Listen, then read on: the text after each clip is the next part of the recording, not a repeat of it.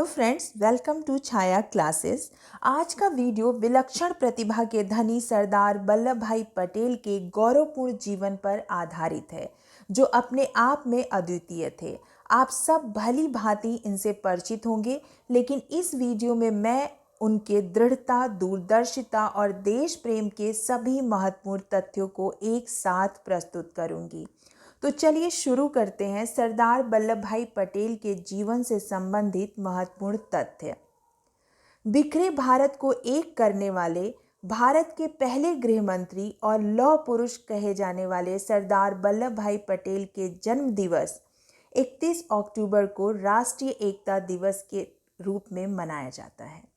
इस वीडियो में हम किन बिंदुओं पर चर्चा करेंगे, आइए देखते हैं वो कौन से महत्वपूर्ण बिंदु हैं। सरदार पटेल त्याग की मिसाल कैसे बन गए? उन्हें भारत का बिस्मार्क अथवा लौह पुरुष क्यों कहा जाता है? लोगों ने उन्हें सरदार की पदवी कैसे दे डाली? उन्होंने सिविल सेवा को स्टील फ्रेम क्यों कहा? पटेल का सफल नेता के रूप में कब उभरे? भारतीय राष्ट्रीय कांग्रेस के साथ उनका ऐतिहासिक कार्य क्या था? और स्वतंत्र भारत के पहले गृह मंत्री के पद पर रहते हुए उन्होंने कैसे खंडित भारत को अखंड भारत के रूप में स्थापित किया? इन सभी महत्वपूर्ण पॉइंट्स को हम इस वीडियो में वन बाय वन आपके साथ डिस्कस करेंगे। तो सबसे पहले देखिए, सरदार पटेल का जन्म कब और कहाँ हुआ था? आप यहाँ मैप में भी देख सकते हैं। उनका जन्म 31 अक्टूबर 1875 को गुजरात के नदियाड गांव में हुआ था। उनके पिता झावेर भाई झांसी की रानी लक्ष्मीबाई की सेना में सिपाही थे। उनकी माता लड़बाई थीं। उनकी शिक्षा 1897 में उन्होंने मैट्रिक पास किया और फिर इंग्लैंड में कानून की पढ़ाई की। उनसे संबंधित एक महत्वपूर्ण तथ्य आप यहाँ नोट में देखिए, किसी भारतीय को पहली बार केंद्रीय विधानमंडल का अध्यक्ष चुना गया, वह थे सरदार पटेल के बड़े भाई विट्ठल भाई पटेल, जिनको सरदार पटेल ने अपने पैसे से इंग्लैंड भेजा था बैरिस्टर की पढ़ाई के लिए। नेक्स्ट पॉइंट हम देखेंगे, उन्हें भारत के लौह पुरुष और भारत का बिस्मार्क के रूप में क्यों जाना जाता है? स्वतंत्रता के बाद जो भारत हमें मिला था, वहाँ 500 से अधिक रियासतों में बिखरा था। इन सब को जोड़कर एक अखंड भारत का निर्माण करने का असंभव काम सरदार पटेल ने कर दिखाया।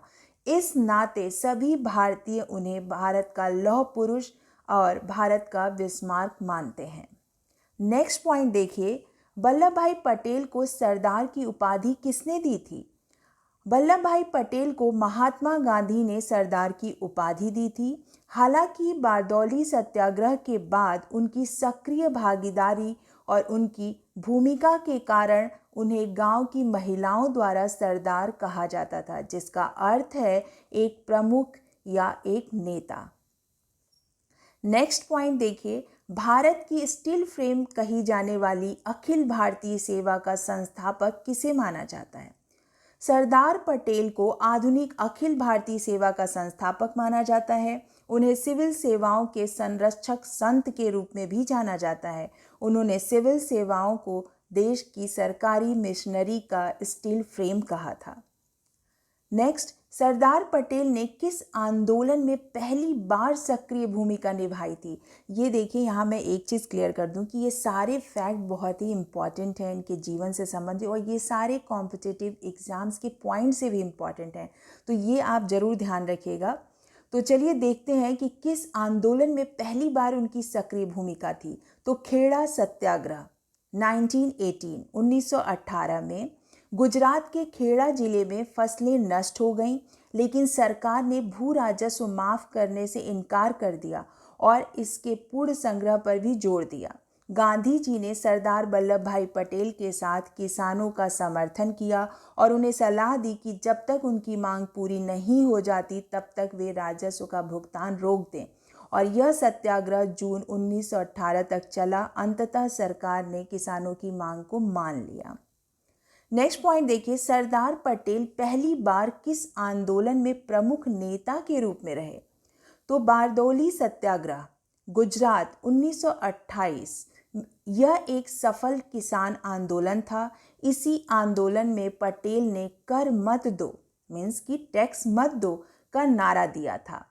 यहीं उन्हें सरदार की उपाधि भी प्राप्त हुई थी। ये सारे इंपॉर्टेंट फैक्ट हैं, ध्यान रखिएगा। नेक्स्ट पॉइंट देखते हैं, सरदार पटेल भारतीय राष्ट्रीय कांग्रेस से कैसे जुड़े थे। वह गुजरात सभा कांग्रेस की गुजरात विंग के सचिव थे। सरदार पटेल कांग्रेस के कराची अधिवेशन 1931 के अध्यक्ष थे। ये भी महत्वपूर्ण है, ध्यान रखिए। सरदार पटेल की अध्यक्षता में पहली बार इसी अधिवेशन में 3 खास प्रस्ताव पास हुए थे। देखते हैं कि वो कौन से 3 महत्वपूर्ण खास प्रस्ताव हैं। तो पहली बार मौलिक अधिकारों पर प्रस्ताव पास हुआ। पहली बार राष्ट्रीय आर्थिक कार्यक्रम को स्वीकार किया गया और इसी में गांधी इरविन समझौते को भी मान्यता दी गई, जिसके तहत गांधी जी को इंग्लैंड में हो रहे द्वितीय गोलमेज सम्मेलन में कांग्रेस का प्रतिनिधि के रूप में जाना था। यह फैक्ट एग्जाम के पॉइंट ऑफ व्यू से मोस्ट इम्पॉर्टेंट है, तो ये आप जरूर ध्यान रखिएगा। नेक्स्ट पॉइंट देखते हैं, स्वतंत्र भारत में उनकी क्या स्थिति थी। वह स्वतंत्र भारत के पहले गृह मंत्री और उप प्रधानमंत्री थे। भारत की संविधान सभा के विभिन्न समितियों का नेतृत्व किया, जैसे आपको एग्जाम्पल में देखिए, मौलिक अधिकारों पर सलाहकार समिति, अल्पसंख्यकों और जनजातियों और बहिष्कृत क्षेत्रों पर समिति, प्रांतीय संविधान समिति। नेक्स्ट पॉइंट देखते हैं, बिखरे भारत को एक करने में सरदार पटेल की क्या भूमिका थी। भारत के पहले गृह मंत्री और उप प्रधानमंत्री के रूप में सरदार पटेल ने भारतीय संघ में लगभग 565 मीन्स 565 रियासतों के एकीकरण में महत्वपूर्ण भूमिका निभाई। त्रावणकोर, हैदराबाद, जूनागढ़, भोपाल और कश्मीर जैसे कुछ रियासतें भारत राज्य में शामिल होने के खिलाफ थीं।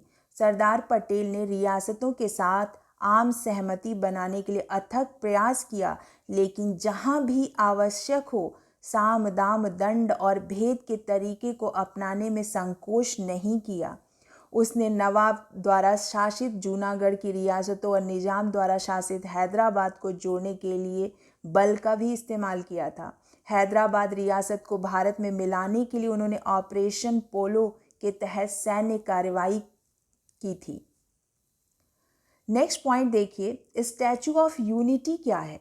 आप बहुत सुने होंगे, तो आज उससे रिलेटेड कुछ फैक्ट देखिए। Statue of unity Sardar Vallabh भाई पटेल के सम्मान में गुजरात के केवड़िया शहर में नर्मदा नदी पर साधु बेट नामक एक नदी द्वीप पर दुनिया की अपनी तरह की सबसे ऊंची प्रतिमा बनाई गई है। आप यहाँ पे डायग्राम में भी देख सकते हैं मैप और उनकी स्टैचू। इसका उद्घाटन 31 अक्टूबर 2018 को सरदार पटेल की 143वीं जयंती के अवसर पर किया गया था। स्टैचू ऑफ यूनिटी दुनिया की सबसे ऊंची प्रतिमा है। 182 मीटर पर यह चीन के स्प्रिंग टेम्पल बुद्ध प्रतिमा से 23 मीटर लंबा है और अमेरिका के स्टैचू ऑफ लिबर्टी जो 93 मीटर लंबा की ऊंचाई से लगभग दोगुना है।